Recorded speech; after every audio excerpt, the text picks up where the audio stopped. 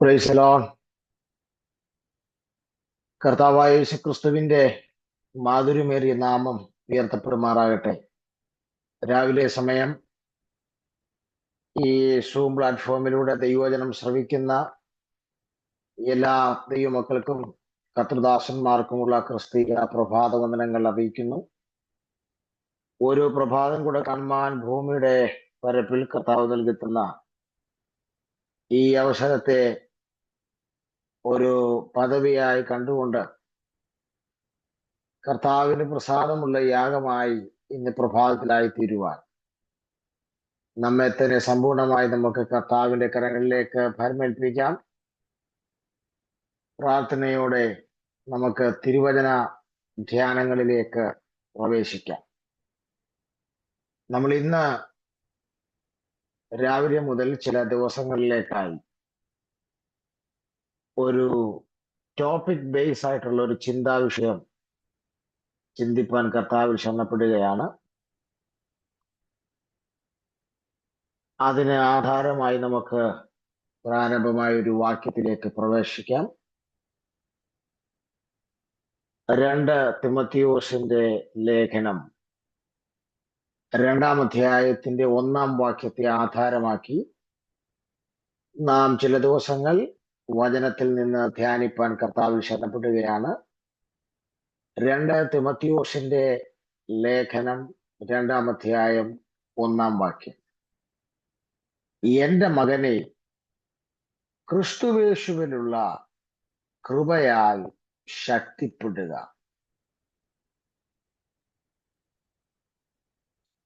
എന്റെ മകനെ, ക്രിസ്തുവേശുവിലുള്ള കൃപയാൽ ശക്തിപ്പെടുക. സ്തോത്രം.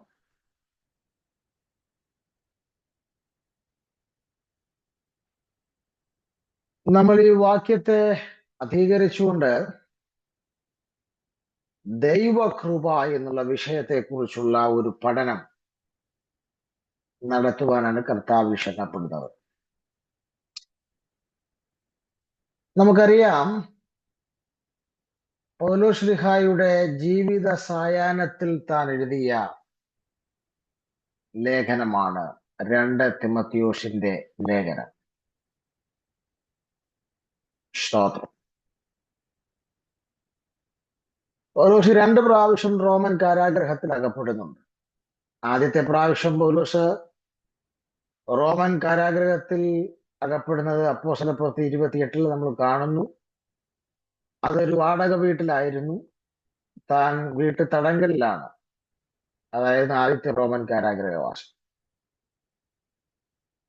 എന്നാൽ അവിടെ 2 പടയാളികൾ കാവലുണ്ടെന്നേ ഉണ്ടായിരുന്നുള്ളൂ. വീടിന് പുറത്തു പോകാൻ കഴിയില്ല. പക്ഷെ യോഗം നടത്താനും എഴുതാനും പഠിക്കാനും ആളുകൾക്ക് തന്നെ വിസിറ്റ് ചെയ്യാനൊക്കെ ഉള്ള സ്വാതന്ത്ര്യം ഉണ്ടായിരുന്നു. എന്നാൽ നമുക്ക് മനസ്സിലാക്കാൻ കഴിയുന്നത്, പൗലോസ് ആ കാരാഗ്രഹവാസത്തിൽ നിന്ന് മോചിതനായി പൗലോസ് പുറത്തു വന്നു എന്നാണ് നമുക്ക് മനസ്സിലാക്കാൻ കഴിയുന്നത്. AD 62-ൽ പൗലോസ് 1-ാം റോമൻ കാരാഗ്രഹവാസത്തിൽ നിന്ന് പുറത്തു വരും. ആ സമയത്താണ് പൗലോസ് എഫേസ്യ, ഫിലിപ്പിയ, കൊലോസ്യ, ഫിലോമോൻ 4 ലേഖനങ്ങൾ എഴുതിയത്. എന്നാൽ AD 62-ൽ പൗലോസ് പുറത്തു വന്നതിന് ശേഷം പൗലോസ് വിവിധ സ്ഥലങ്ങളിൽ യാത്ര ചെയ്ത് തന്റെ ചില ശുശ്രൂഷകൾ കൂടെ നിവർത്തിക്കുന്നതായി നമുക്ക് കാണാൻ കഴിയുന്നുണ്ട്. സ്തോത്രം. എന്നാൽ രണ്ടാമത് താൻ അറസ്റ്റിലാകുന്നത് AD 65, 66 കാലഘട്ടങ്ങളിലാണ്. അത് പക്ഷെ അല്പം കഠിനമായ തീവ്രമായ ഒരു കാരാഗ്രഹവാസം തന്നെയായിരുന്നു. പൗലോസ് ത്രോവാസിൽ വെച്ചാകാം അറസ്റ്റിലായെന്നാണ് ഒരു അനുമാനം. കാരണം പൗലോസ് തിമോഥെയോസിനോട് പറയുന്നുണ്ട്. എന്താണ് പറയുന്നത്? സ്തോത്രം. ത്രോവാസിൽ താന് തന്റെ ചർമ്മലിഖിതങ്ങളും പുതപ്പുകളുമൊക്കെ അവിടെ വെച്ചിട്ടാണ് പോന്നത്. കർപ്പൂഷിന്റെ വീട്ടിൽ വെച്ചിട്ടാണ് പോന്നത്.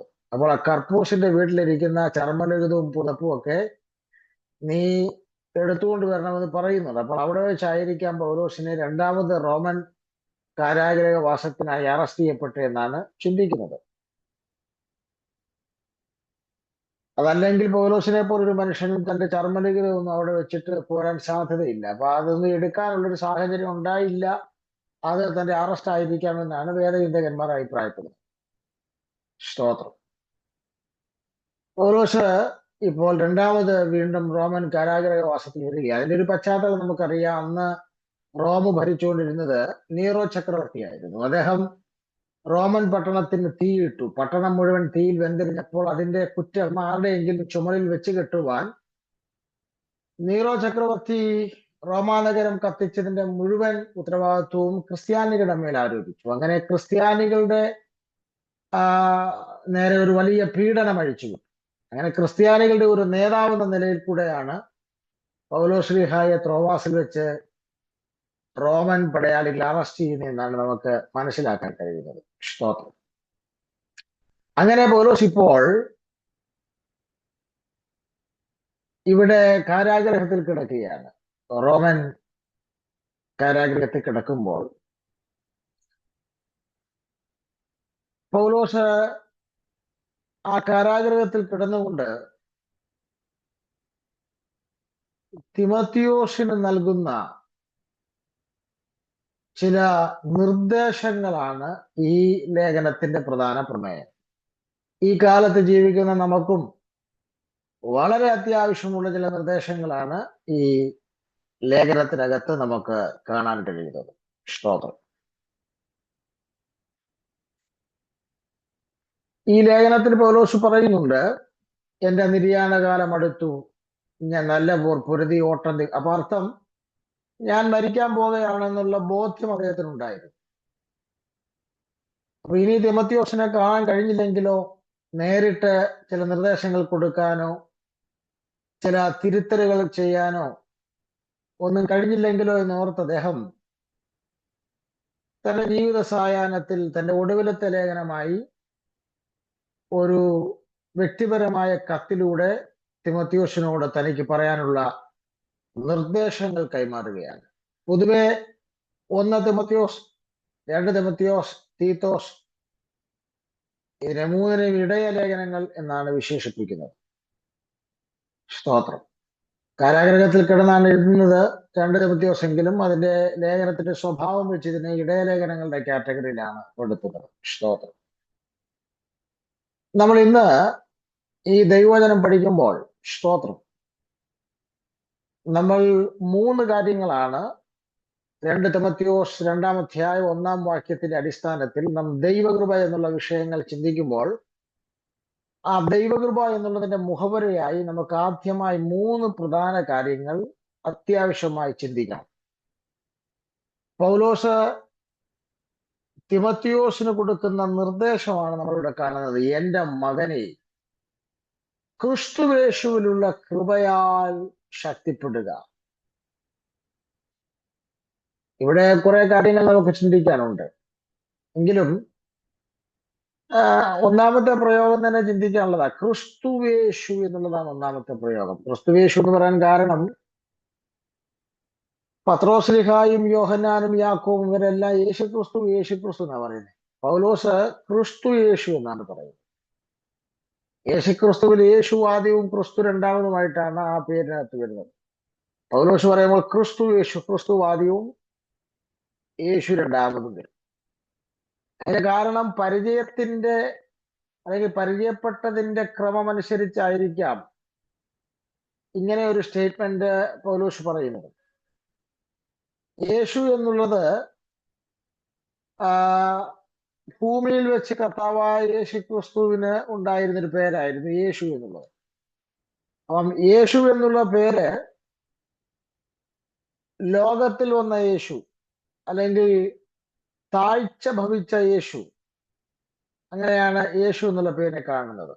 അപ്പോൾ ശിഷ്യന്മാരൊക്കെ പരിചയപ്പെടുന്നത് ആദ്യം ലോകത്തിൽ വന്ന യേശുവിനെയാണ് പരിചയപ്പെടുന്നത്. അതുകൊണ്ടാണ് അവർ യേശു ക്രിസ്തു എന്ന് പറയുന്നത്. പത്രോസ് ആണെങ്കിലും യാക്കോബ് ആണെങ്കിലും യോഹന്നാൻ ആണെങ്കിലും ഒക്കെ താഴ്ച വന്നവനായ യേശുവിന്റെ ദാസനായി വന്ന യേശുവിനെയാണ് കാണുന്നത്. സ്തോത്രം.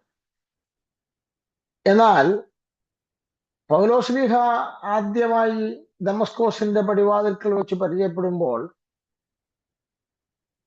സ്വർഗത്തിൽ നിന്ന് ഇടപെടുന്ന യേശുവിനെയാണ് കാണുന്നത്. അപ്പോൾ ക്രിസ്തുവാണ്. പക്ഷെ ക്രിസ്തു പൗലോസിന് മനസ്സിലാകാൻ വേണ്ടി പറഞ്ഞത് നീ ഉപദ്രവിക്കുന്ന യേശു എന്നാണ്. അപ്പോൾ ഇതായിരിക്കാം പരിചയപ്പെടലിന്റെ രണ്ട് തലങ്ങളാണിത്. ശിഷ്യന്മാർ ഉൾപ്പെടെ എല്ലാവരും ആദ്യം യേശു എന്ന താഴ്ച വന്നവനായ ദാസനായ യേശുവിനെയാണ് പരിചയപ്പെട്ടത്. പിന്നീടാണ് അവർ ക്രിസ്തുവിന്റെ മഹത്വം അറിഞ്ഞത്. അതുകൊണ്ടാണ് പത്രോസ് അപ്പോസ്തലപ്രവൃത്തി 2 പറയുന്നുണ്ട്, ആ യേശുവിനെ തന്നെ ദൈവം കർത്താവും ക്രിസ്തുവുമാക്കിയത്. എന്നാൽ പൗലോസ് ആദ്യമേ ഉയരത്തിൽ നിന്ന് തന്നോട് ഇടപെട്ട ക്രിസ്തുവിനെയാണ് മനസ്സിലാക്കുന്നത്. അതുകൊണ്ടാണ് ക്രിസ്തു യേശു എന്ന ഒരു പരാമർശം വന്നതെന്നാണ് ബൈബിൾ സ്കോളേഴ്സ് ഒക്കെ പറയുന്നത്. ആട്ടെ, പൗലോസ് പോയ എല്ലായിടങ്ങളിലും യേശു തന്നെയാണ് ക്രിസ്തു എന്ന് തെളിയിക്കുകയായിരുന്നു.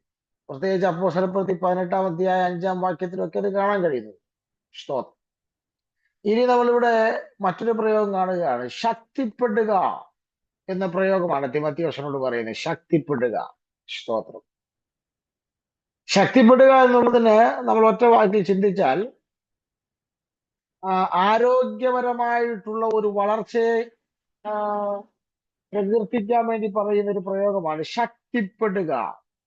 എന്താണ് ശക്തിപ്പെടുക എന്ന് പറഞ്ഞാൽ, ഇവിടെ പറയുകയാണ്, തിമോഥെയോസിനോട് പൗലോസ് പറയുകയാണ്, സ്തോത്രം, എന്റെ മകനെ ക്രിസ്തുവേശുവിലുള്ള കൃപയാൽ ശക്തിപ്പെടുക. അപ്പം ശക്തിപ്പെടുക എന്നുള്ള പ്രയോഗത്തെ നമുക്ക് ഇങ്ങനെ ചിന്തിച്ചാൽ മതി. ആരോഗ്യപരമായിട്ടുള്ള ഒരു ആത്മീക വളർച്ചയെയാണ് ശക്തിപ്പെടുക എന്നുള്ള പ്രയോഗം കൊണ്ട് ഉദ്ദേശിക്കുന്നത്. സ്തോത്രം. ഇനി നമുക്ക് അവിടെ വളരെ ശ്രദ്ധിക്കേണ്ട കാര്യം, എന്തിലാണ് ശക്തിപ്പെടേണ്ടത്? അതാണ് നമ്മുടെ വിഷയം. എന്തിലാണ് ശക്തിപ്പെടേണ്ടത്? ക്രിസ്തു യേശുവിലുള്ള കൃപയാൽ ശക്തിപ്പെടുക. ഇത് തിമോഥെയോസിനുള്ള നിർദ്ദേശമാണെങ്കിൽ പോലും നമുക്ക് ഓരോരുത്തർക്കുമുള്ള ദൂതാണ്. സ്തോത്രം. എന്താ? ഈ തലമുറയിൽ പാർക്കുന്ന നാം എല്ലാവരും അനുദിനം ഓരോ നിമിഷങ്ങളും ക്രിസ്തുവേശുവിലുള്ള കൃപയാൽ ശക്തിപ്പെടേണ്ടത് അത്യാവശ്യമാണ്. അതുകൊണ്ട് നമ്മൾ പ്രാരംഭമായ മുഖവര എന്നുള്ള രീതിയിൽ 3 കാര്യങ്ങൾ ചിന്തിക്കാനാണ് ആഗ്രഹിക്കുന്നത്. 3 കാര്യങ്ങൾ. ഒന്നാമത്തെ കാര്യം, ദൈവ കൃപ എന്നതിൻ്റെ പ്രയോഗം കൊണ്ട് ഉദ്ദേശിക്കുന്ന അർത്ഥം എന്താണ്? ദൈവകൃപ എന്ന പ്രയോഗം കൊണ്ട്, പരാമർശം കൊണ്ട് ഉദ്ദേശിക്കുന്ന അർത്ഥം എന്താണ്? രണ്ടാമത്തെ കാര്യം, യേശുക്രിസ്തുവിന്റെ കൃപയാൽ ശക്തിപ്പെടുക എന്നുള്ള നിർദ്ദേശത്തിന്റെ ആവശ്യം എന്താണ്? ദൈവകൃപയിൽ ശക്തിപ്പെടുക എന്നുള്ള നിർദ്ദേശത്തിന്റെ ആവശ്യം എന്താണ്? മൂന്നാമത്തെ കാര്യം, ഈ നിർദ്ദേശത്തിനായിട്ടുള്ള അല്ലെങ്കിൽ ഈ നിർദ്ദേശം അനുസരിക്കാനായിട്ടുള്ള ഒരുക്കം എന്താണ്? ഈ ക്രമത്തിലായിരിക്കും നമ്മൾ ഈ ദിവസങ്ങളിൽ വചനം ധ്യാനിക്കുന്നത്. സ്തോത്രം. ഒന്ന്, ദൈവകൃപയുടെ അർത്ഥം എന്താണ്? അല്ലെങ്കിൽ ഈ നിർദ്ദേശത്തിന്റെ അർത്ഥം എന്താണ്? 2, ദൈവകൃപയിൽ ശക്തിപ്പെടേണ്ടതിന്റെ ആവശ്യം എന്താണ്? 3, ദൈവകൃപയിൽ ശക്തിപ്പെടാനുള്ള അനുസരണത്തിനായിട്ടുള്ള ഒരുക്കം എന്താണ്? സ്തോത്രം. എന്താണ് ദൈവകൃപ എന്ന വാക്കിന്റെ അർത്ഥം? ഒന്നാമതായി നമ്മൾ ചിന്തിക്കുമ്പോൾ, അത് അധികം ഒന്നും പറഞ്ഞ് നീട്ടാൻ താല്പര്യപ്പെടുന്നില്ല. ഒറ്റ വാക്കിൽ പറഞ്ഞ് അവസാനിപ്പിക്കുകയാണ്. ദൈവകൃപ എന്നുള്ളത് വേദപുസ്തകത്തിൽ വിവിധ അർത്ഥങ്ങളിൽ ഉപയോഗിക്കുന്നുണ്ട്. എന്നാൽ പുതിയ നിയമത്തിൽ പ്രധാനമായും നമ്മൾ ദൈവകൃപ എന്ന് പറയുമ്പോൾ അവിടെ മനസ്സിലേക്ക് ഓടി വരുന്നത് എന്താണ്? അർഹതയില്ലാത്ത സ്ഥാനത്ത് നമുക്ക് ലഭിക്കുന്ന നന്മയാണ് കൃപ. അത് നിത്യജീവൻ മുതലല്ല. അത് നന്മയാണ്. അർഹതയില്ലാത്ത സ്ഥാനത്ത് ദൈവം നമുക്ക് നൽകുന്ന നന്മയാണ് കൃപ. അങ്ങനെയാണെങ്കിൽ നമുക്ക് ലഭിച്ചതെല്ലാം കൃപയാലാണ്. നാം ഇന്ന് അനുഭവിക്കുന്ന എല്ലാ നന്മയും നമുക്ക് ലഭിച്ചത് കൃപയാലാണ്. സ്തോത്രം. ഈ നന്മയ്ക്കൊന്നുമുള്ള ഒരു അർഹതയും നമുക്കുണ്ടായിട്ടല്ല, കൃപയാൽ നമുക്ക് ലഭിച്ചതാണ്. സ്തോത്രം. അങ്ങനെയാണെങ്കിൽ പൗലോസ് എൻ്റെ മകനെ യേശുക്രിസ്തുവിന്റെ കൃപയാൽ ശക്തിപ്പെടുക എന്ന് പറഞ്ഞാൽ ആ ദൈവകൃപ എന്നതിന്റെ അർത്ഥം ഇങ്ങനെയാണ് പൗലോസ് ഉദ്ദേശിച്ചത്.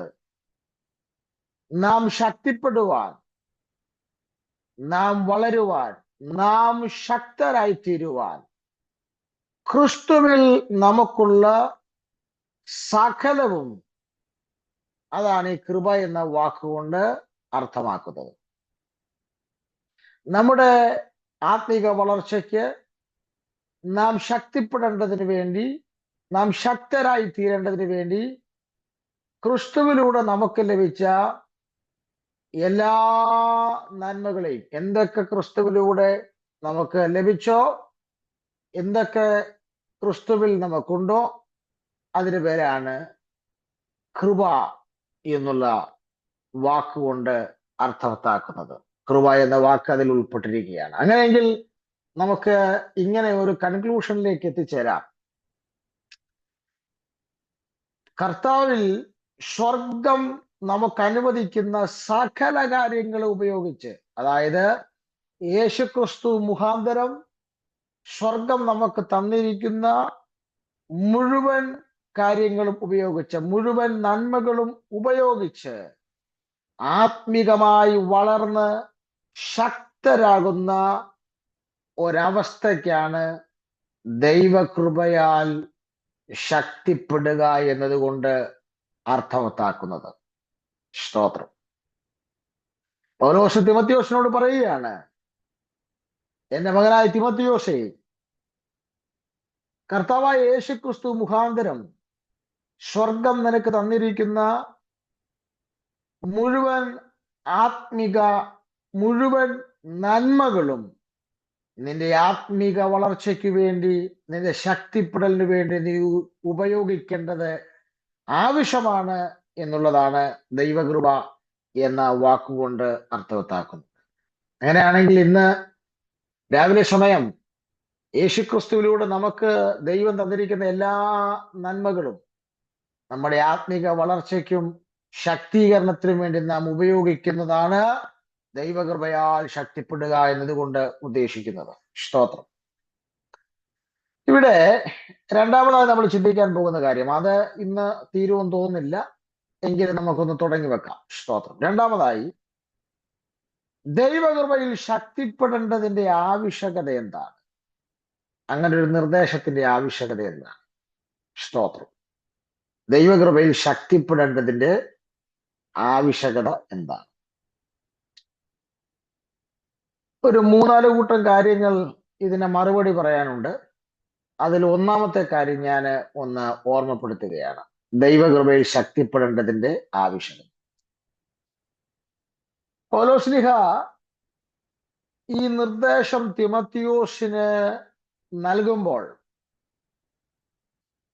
തൻ്റെ ചുറ്റുമുള്ള സഭകളുടെ ഒന്നും അവസ്ഥ അത്ര ശുഭമല്ലായിരുന്നു. തൻ്റെ ചുറ്റുമുള്ള ഈ സഭകളുടെ അവസ്ഥ അത്ര ശുഭമല്ലാഞ്ഞത് കൊണ്ടാണ് പൗലോസ് തിമോത്തിയോസിനോട് പറഞ്ഞത്, എൻ്റെ മകൻ തിമോത്തിയോസേ, ക്രിസ്തുയേശുവിന്റെ കൃപയാൽ നീ ശക്തിപ്പെടും. ശുഭമല്ലാതെ പ്രതിസന്ധിയിലൂടെ തകർച്ചയിലൂടെ പോകുന്ന ആ സഭകളുടെ കൂടെ, ആ ശുശ്രൂഷകന്മാരുടെ കൂടെ, ആ വിശ്വാസിയുടെ കൂടെ നിന്റെ പേരും നാളെ വരാതിരിക്കേണ്ടതിന് നീ ക്രിസ്തുയേശുവിന്റെ കൃപയാൽ ശക്തിപ്പെടണം. ഞാൻ ആ ഭാഗം ഒന്ന് എക്സ്പ്ലെയിൻ ചെയ്യാം. നിങ്ങൾ ദയവായി നിങ്ങളുടെ ശ്രദ്ധ എനിക്ക് അത്യാവശ്യമാണ്. പൗലോസ് ഒരു ഒബ്സർവേഷൻ നടത്തുമ്പോൾ ചുറ്റുപാടുള്ള പല സഭകളും നല്ല അവസ്ഥയിലല്ല, ശുഭമല്ലാതെയാണ് പോകുന്നത് ആ കാലത്ത്. അതിലെ ഒട്ടുമിക്കവാറും സഭകളും പൗലോസ് തന്നെയാണ് സ്ഥാപിച്ചത്. പക്ഷെ ഇപ്പോൾ ആ സഭകളുടെ ഒന്നും അവസ്ഥ അത്ര നല്ല അവസ്ഥയിൽ കൂടെ അല്ല പോകുന്നത്. സ്തോത്രം. നമുക്ക് ഈ വിഷയങ്ങളൊന്ന് മനസ്സിലാക്കാൻ നമുക്ക് 2-ാം അധ്യായത്തിലേക്ക് ഒന്ന് വരാം. 2 തിമോഥെയോസ് 2-ാം അധ്യായത്തിലേക്ക് വരാം. 2-ാം അധ്യായത്തിൽ 20-ാമത്തെ വാക്യം, 21-ാമത്തെ വാക്യം, ഈ 2 വാക്യങ്ങൾ നിങ്ങൾ പരിശോധിക്കുമ്പോൾ, എന്നാൽ ഒരു വലിയ വീട്ടിൽ, അപ്പോൾ അവിടെ ഒരു വലിയ വീട് നമുക്ക് കാണാൻ കഴിയും. എന്ത് കാണുന്നു? ഒരു വലിയ വീട്. സ്തോത്രം. അപ്പോൾ ഇവിടെ പൗലോസ് ദൈവസഭയ്ക്ക് ഉപയോഗിച്ചിരിക്കുന്ന സാദൃശ്യം വലിയ വീടാണ്. സ്തോത്രം. വലിയ വീടാണ്.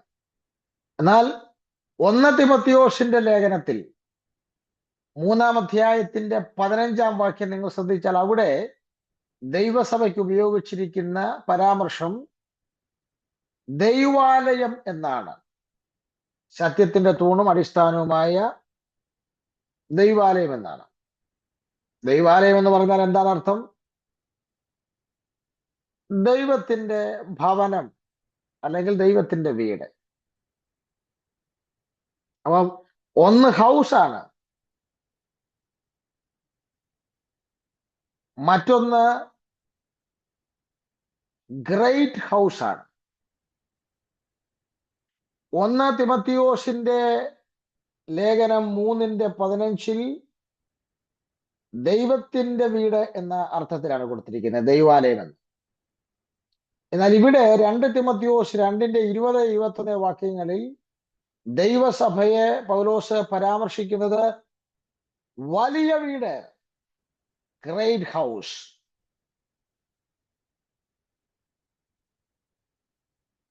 സ്തോത്രം. പക്ഷേ ഈ വീടിന്റെ ഒരു പ്രശ്നം എന്താന്ന് ചോദിച്ചാൽ, ഈ വലിയ വീടെന്ന് കേൾക്കുമ്പോൾ ചിലർ വിചാരിക്കും സഭയുടെ മഹത്വം പറയാനാണ്. നോ, പകരം സഭയുടെ മിശ്രിതമായിട്ടുള്ള അവസ്ഥയാണ് അവിടെ ചൂണ്ടിക്കാണിക്കുന്നത്. എന്ന് പറഞ്ഞാൽ എല്ലാം കൂടെ ചേർന്ന് കിടക്കുന്ന, നല്ലതും തീയതും കൂടെ ചേർന്ന് കിടക്കുന്ന, കൊള്ളാവുന്നതും ആകാത്തതും കൂടെ ചേർന്ന് കിടക്കുന്ന മിശ്രിതമായിട്ടുള്ളൊരവസ്ഥയാണ് ഈ വലിയ വീട് ചൂണ്ടിക്കാണിക്കുന്നത്. ശരിയല്ലേ? നിങ്ങൾ ആ 20-ാം വാക്യം ശ്രദ്ധിച്ച്, ആ വലിയ വീട്ടിൽ എന്തൊക്കെയുണ്ട്? വെള്ളിയും പൊന്നും കൂടെ ചേർന്ന് കിടക്കുകയാണ്, മരവും മണ്ണും കൂടെ ചേർന്ന് കിടക്കുകയാണ്. മാനകാര്യത്തിന് ഉപയോഗിക്കാൻ പറ്റുന്നതും ഹീനകാര്യത്തിന് ഉപയോഗിക്കാൻ പറ്റുന്നതുമുണ്ട്. സ്തോത്രം. ഇപ്പൊ ചുരുക്കം പറഞ്ഞാൽ മാനകാര്യത്തിന് ഉപയോഗിക്കാൻ പറ്റുന്ന പാത്രവും ഉണ്ട്, ഹീനകാര്യത്തിന് ഉപയോഗിക്കാൻ പറ്റും. അപ്പം രണ്ടും കൂടെ ഈ വലിയ വീട്ടിലുണ്ട്. അയ്യോ, എന്താ ഈ പറയുന്നത് പാസ്റ്റർ? അതെ, സഭ എന്ന ഈ വലിയ വീട്ടിൽ മിശ്രിതമായി കിടക്കുകയാണ്. കൊള്ളാവുന്നതും കൊള്ളാത്തതും, ഹീനകാര്യത്തിനും മാനകാര്യത്തിനും ഉപയോഗിക്കാൻ പറ്റുന്നതും എല്ലാം കൂടെ ചേർന്ന് കിടക്കുക, കുഴഞ്ഞ് മറിഞ്ഞ് കിടക്കുക. ഇന്നത്തെ ദയനീയമായ സഭയുടെ ചിത്രമല്ലേ ഇത്? അതെ, പൗലോസ് ആ കാലത്തെ സഭയെ കുറിച്ചാണ് പറഞ്ഞെങ്കിൽ ഇന്നും വലിയ വ്യത്യാസമൊന്നുമില്ല. അതുകൊണ്ട് തന്നെയാണ് പറയുന്നത്, ഇന്ന് ഈ വചനം കേൾക്കുന്ന പ്രിയപ്പെട്ടവരോട് പറയുന്നത്, ക്രിസ്തുയേശുവിന്റെ കൃപയാൽ നിങ്ങൾ ശക്തിപ്പെട്ടേ മതിയാകൂ. സ്തോത്രം. ഇന്നിപ്പോ ഏതാ പെന്തക്കോസ്, ഏതാ സഭയെന്നൊന്നും തിരിച്ചറിയാൻ പറ്റാത്ത രീതിയിൽ എല്ലാം മിക്സിഡ് ആയി കിടക്കുകയാണ്, മിശ്രിതമായി കിടക്കുക. സ്തോത്രം. അപ്പോൾ വലിയ വീടിന്റെ അവസ്ഥ ഇതാണിപ്പോൾ.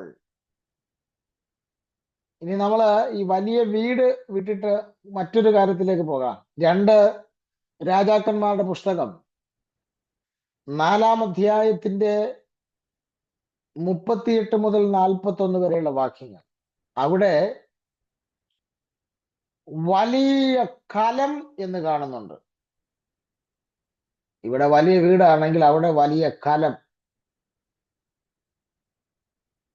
ഞാൻ വായിക്കുന്നില്ല, അതിന്റെ സമ്മറി പറഞ്ഞു പോവുകയാണ്. നിങ്ങൾ വായിച്ചു നോക്കണം. 2 രാജാക്കന്മാർ 4-ന്റെ 38 മുതൽ 41 വരെ. അവിടെ എന്താ സംഭവം? ഗിൽഗാലിൽ ഒരു വലിയ ക്ഷാമം ഉണ്ടായി. ആ സമയത്ത് ഏലീശായും ശിഷ്യന്മാരും കൂടെ ചേർന്ന് ഈ ക്ഷാമകാലത്ത് ഒരു പായസം ഉണ്ടാക്കാൻ വേണ്ടി ശ്രമിക്കുകയാണ്. അവർ പായസം ഉണ്ടാക്കാൻ വേണ്ടി ഉപയോഗിച്ചിരിക്കുന്ന പാത്രത്തിനെ വിശേഷിപ്പിക്കുകയാണ് വലിയ കലം. പക്ഷേ ഈ വലിയ കലം അങ്ങോട്ട് അടുപ്പത്ത് വെച്ചു. കുറച്ച് കഴിഞ്ഞപ്പോൾ വലിയ കലത്തിൽ മരണം. എന്താ സംഭവിച്ചത്? വാലിയിൽ നിന്നൊരാൾ പേച്ചൂര പറിച്ചു കൊണ്ടുവന്ന് പായസത്തെ കലത്തിനകത്ത് അറിഞ്ഞില്ല. ഭക്ഷിച്ചുകൊണ്ടിരിക്കുമ്പോൾ, പായസം ഭക്ഷിക്കുമ്പോഴാണ് നിലവിളി ഉയർന്നത്. എന്താണ്? വലിയ കലത്തിൽ മരണം വന്നിരിക്കുകയാണ്. സ്തോത്രം. എന്ന് പറഞ്ഞാൽ അരുതാത്തത് കലത്തിൽ വന്നിരിക്കുന്നു. അരുതാത്തത് കലത്തിൽ ആയിരിക്കുന്ന ദയനീയമായ ഒരവസ്ഥയാണ്. ശരിയല്ലേ? ദൈവസഭ എന്ന ആ വലിയ തലങ്ങൾക്കകത്ത് വിഷതുല്യമായ അരുതാത്തത് പലതും കയറിപ്പറ്റിയിരിക്കുകയാണ്. ദയനീയമായ സഭയുടെ ഒരു ചിത്രം പഴയ നിയമ നിഴലായി നമുക്ക് വേണമെങ്കിൽ ചിത്രീകരിക്കാം. ഇനി മത്തായി സുവിശേഷം 13-ാം അധ്യായത്തിലേക്ക് നിങ്ങൾ വരുമ്പോൾ 31-32 വാക്യങ്ങൾ. മത്തായി സുവിശേഷം 13-ാം അധ്യായം 31-32 വാക്യങ്ങൾ. അവിടെ കർത്താവായ യേശു ക്രിസ്തു ഒരു ഉപമ പറയുകയാണ്. കടുകുമണിയുടെ സദൃശമാണ് പറയുന്നത്. ആദ്യം നമ്മൾ കണ്ടു വലിയ വീട്, രണ്ടാമത് കണ്ടു വലിയ കലം. ഇവിടെ നമ്മൾ കാണുന്നത് വലിയ വൃക്ഷം എന്നാണ് കാണുന്നത്. വലിയ മരം എന്നാണ് കാണുന്നത്. ഇത് ദൈവസഭയുടെ ഒരു ചിത്രമാണ്. ഞാനതൊന്ന് എക്സ്പ്ലെയിൻ ചെയ്താൽ നിങ്ങൾക്ക് മനസ്സിലാകും. സ്തോത്രം.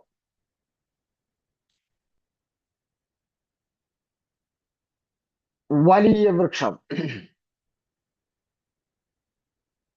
ഈ വൃക്ഷം ഒരു കടുകുമണിയിലാ തുടങ്ങിയത്. സ്തോത്രം. ഒരു കടുകുമണി. സാധാരണ കടുകുമണി വിതർന്നത് ഒരു പിടി കടുകുമണിയാണ് വിതർന്നത്. പക്ഷെ ഇത് ഒരു കടുകുമണിയാണ്. കടുകുമണി അത് ഒരു മനുഷ്യനെടുത്ത് വയലിട്ടുന്ന, അപ്പൊ അത് ഒരു മനുഷ്യനെടുത്ത് വയലിടുന്ന ഒരു കടുകുമണി. സഭയുടെ വളർച്ചയുടെ തുടക്കം പറയുന്നത് ഒരു കടുകുമണിയായിട്ടാണ് തുടങ്ങിയത്. ശരിയല്ലേ? കുറച്ച് മുക്കുവന്മാരെ കൊണ്ട് ആരംഭിച്ച സഭയായത്. പക്ഷേ ആ ഒരു കടുകുമണി ഇപ്പോൾ എന്തായി തീർന്നിരിക്കുക? വലിയ വൃക്ഷമായി തീർന്നു. സ്തോത്രം. വലിയ വൃക്ഷമായി തീർന്നു. സ്തോത്രം. അതുകൊണ്ട് എന്താ പറ്റിയെന്നറിയാമോ? ഈ വലിയ വൃക്ഷത്തിൽ പറവജാതികൾ വന്ന് കൂടുവെച്ചു.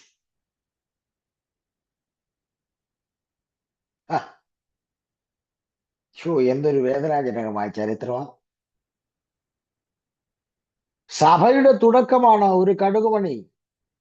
പക്ഷെ ആ സഭ മുക്കുവന്മാരെ കൊണ്ട് ആരംഭിച്ച ചെറിയ തുടക്കത്തിൽ വന്ന സഭ വളർന്ന് ചെടിയായി, അവിടെ നിന്ന് അടുത്ത ലെവലിലേക്ക് വളർന്ന് വലിയ വൃക്ഷമായി. പക്ഷെ ഒരു പ്രശ്നം ഉണ്ടായി. ഇത് വലിയ വൃക്ഷമായപ്പോൾ എന്താ പ്രശ്നം? ഈ വൃക്ഷത്തിന്മേൽ പറവജാതികൾ കൂടുവെച്ചു. അതാണ് വിഷയം. എന്താണ് ഈ പറവജാതി? അതിന് പുറത്തുനിന്ന് വ്യാഖ്യാനത്തിനൊന്നും പോകണ്ട. കർത്താവായ യേശു ക്രിസ്തു വിതകാരന്റെ ഉപമ പറയുമ്പോൾ വിത്ത് കൊത്തിക്കൊണ്ടുപോയ പറവജാതിയെ കർത്താവ് വ്യാഖ്യാനിക്കുന്നുണ്ട്. പറവജാതി എന്താണ്? ദുഷ്ടനെ കാണിക്കുന്നു, സാത്താനെ കാണിക്കുന്നു. എന്ന് പറഞ്ഞ വലിയ വൃക്ഷമായി മാറിയ ഈ സഭയുടെ കൊമ്പുകളിൽ ദുഷ്ടൻ കൂടുവച്ചിരിക്കുകയാണ്. സാത്താൻ പ്രവേശിച്ച് കൂടുവച്ചിരിക്കുകയാണ്. സ്തോത്രം. അപ്പോൾ ഈ വലിയ എന്നുള്ള പ്രയോഗം പോസിറ്റീവ് അല്ല, നെഗറ്റീവ് കാര്യങ്ങൾക്ക് വേണ്ടിയാണ് ഉപയോഗിച്ചിരിക്കുന്നത്. വലിയ വീട്ടിൽ മിശ്രിതമായ അവസ്ഥ, വലിയ കലത്തിൽ അരുതാത്തത് ചേർക്കപ്പെട്ടിരിക്കുന്നു, വലിയ വൃക്ഷത്തിൽ ദുഷ്ടൻ കൂടുവച്ചിരിക്കുകയാണ്. ഇതാണ് സഭയുടെ അവസ്ഥ. ഈ അവസ്ഥ പൗലോസ് നിരീക്ഷിച്ചു മനസ്സിലാക്കിയ അവസ്ഥയാണ്.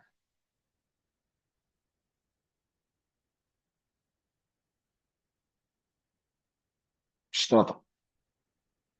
നിങ്ങൾക്ക് ഇതൊക്കെ വല്ലതും എന്തും എന്നാ അർത്ഥത്തിൽ മനസ്സിലാകുമെന്ന് എനിക്കറിയില്ല. പക്ഷെ ഇതിന്റെ ഗൗരവത്വം ചെറുതല്ല. സ്തോത്രം. പൗലോസ് പറയുകയാണ്, മിശ്രിതമായ കാര്യം, വിഷം കലർന്ന കാര്യം,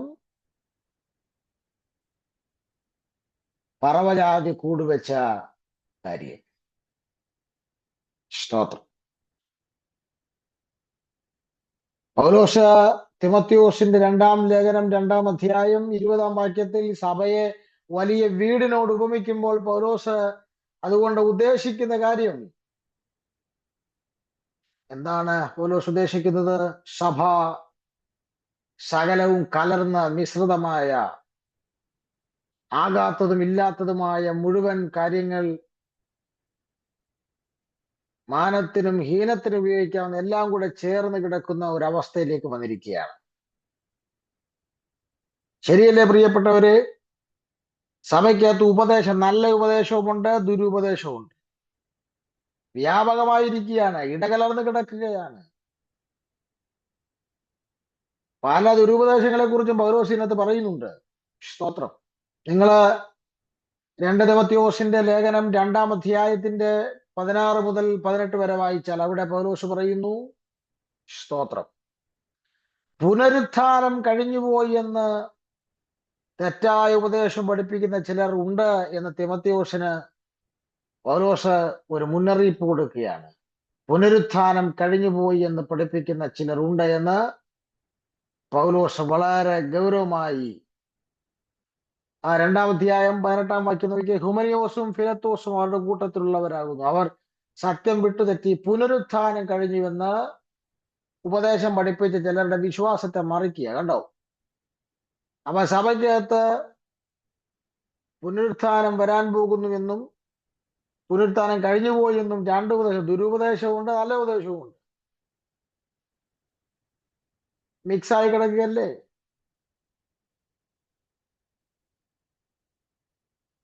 നിർമ്മലവും ഹീനവുമായി വേർതിരിക്കേണ്ട പുരോഹിതന്മാർ പോലും അത് ചെയ്യാതിരിക്കുന്നു, മറുപടി പറയാതിരിക്കുന്നു. സ്തോത്രം. 3-ാം അധ്യായത്തിന്റെ 1-ാം വാക്യത്തിൽ അതുകൊണ്ടാണ് പൗലോസ് പറയുന്നത് അന്ത്യകാലത്ത് ദുർഘട സമയങ്ങൾ വരും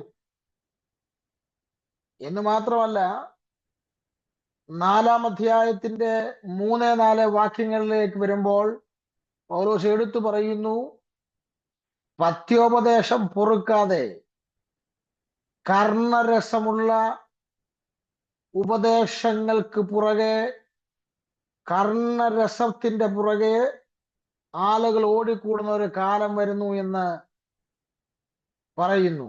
ഇന്നിപ്പോ അങ്ങനല്ല. ഇന്നിപ്പം കർണരസം, ഇത്ര തമാശയും ചിരിയും ഒക്കെ ഉള്ള പ്രസംഗങ്ങൾ കേൾക്കാനാണ് ആളുകൾക്ക് ഇഷ്ടം. കർണരസത്തിന്റെ പുറകെ പോകുന്ന ഒരു കാലം. ഇതൊക്കെ തിമത്തിയോസിന്റെ കാലത്തുള്ള കാര്യങ്ങളാ. അതുകൊണ്ടാണ് പൗലോസ് പറയുന്നത്, എന്താ പറയുന്നത്? തന്റെ ചുറ്റുമുള്ള ഈ സഭകളുടെയൊക്കെ വലിയ ശുഭമല്ലാത്ത അധപ്പതിച്ചു കൊണ്ടിരിക്കുന്ന ഈ അവസ്ഥ കണ്ടിട്ട് പൗലോസ് പറയുകയാണ്, തിമത്തിയോസേ, എന്റെ നിര്യാണ കാലം അടുത്തു. ഞാൻ നല്ലപോർ പൊരുതി ഓട്ടം തികച്ചു വിശ്വാസം കാത്തു.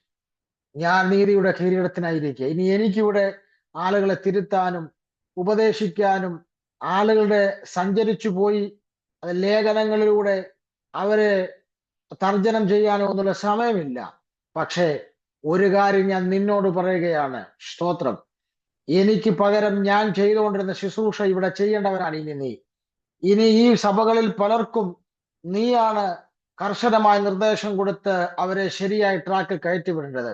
അതുകൊണ്ട് ഈ തകർന്നുകൊണ്ടിരിക്കുന്ന, അത് മിശ്രിതമായി കിടക്കുന്ന, അരുതാത്തത് ചേർന്നിരിക്കുന്ന പറവജാതികൾ ദുഷ്ടൻ കൂടുവെച്ച, സ്തോത്രം, എന്തിനേറെ പറയുന്നു, ഉപദേശവും ദുരുപദേശവും മിക്സ് ആയിക്കൊണ്ടിരിക്കുന്ന, കർണരസത്തിന്റെ പുറകെ ഓടിക്കൊണ്ടിരിക്കുന്ന ഈ സഭകളുടെ വല്ലാത്ത ദുർസ്ഥിതി കണ്ടിട്ട് പൗലോസ് തിമത്തിയോസിനോട് പറയുന്നു, എന്റെ മകനായ തിമത്തിയോസേ, ക്രിസ്തുവേശുവിലുള്ള കൃപയാൽ നീ ശക്തിപ്പെട്ടേ മതിയാവും. ഇതിനെതിരെ ആത്മാവിൽ പ്രതികരിക്കാൻ, ഇതിനെതിരെ ആത്മാവിൽ യുദ്ധം ചെയ്യാൻ, ഇതിനെതിരെ ആത്മാവിൽ സ്തോത്രം ചെയ്യാൻ, ആത്മാവിൽ ഇതിനെതിരെ ജാഗരിക്കാൻ, ഈ സഭകൾക്ക് വേണ്ടി ഇടിവിൽ നിൽക്കാൻ, ഈ സഭകൾക്ക് വേണ്ടി ആത്മാവിൽ പോരാടുവാൻ ക്രിസ്തുവേശുവിന്റെ കൃപയാൽ ശക്തിപ്പെടുക. സ്തോത്രം. ഇന്ന് ഇത് തിമത്തിയോസിന് മാത്രമുള്ള നിർദ്ദേശമല്ല, എനിക്കുള്ള നിർദ്ദേശമാണ്, നിങ്ങൾക്കുള്ള നിർദ്ദേശമാണ്. ഈ മെസ്സേജ് യൂട്യൂബിലൂടെയും അല്ലാതെ എല്ലാം കേൾക്കുന്ന നിങ്ങൾ ഓരോരുത്തർക്കുമുള്ള നിർദ്ദേശമാണ്. ബുദ്ധി കൊണ്ട് ഇതിനെതിരെ പ്രതികരിക്കാനല്ല പൗലോസ് പറഞ്ഞത്, എഴുതി പ്രതികരിക്കാനല്ല പറഞ്ഞത്. പിന്നെയോ ദൈവത്തിന്റെ കൃപ കൊണ്ട് ഇതിനെതിരെ ആത്മാവിൽ ശക്തിപ്പെടുവാൻ ദൈവാത്മാവ് വളരെ ശക്തമായി ഇടപെടുകയാണ്. സ്തോത്രം. അപ്പോൾ ശക്തിപ്പെടുന്നത് എങ്ങനെയാണെന്ന് ഞാൻ പറഞ്ഞു കഴിഞ്ഞു ആദ്യമേ. അതിന്റെ അർത്ഥം എന്താണ്?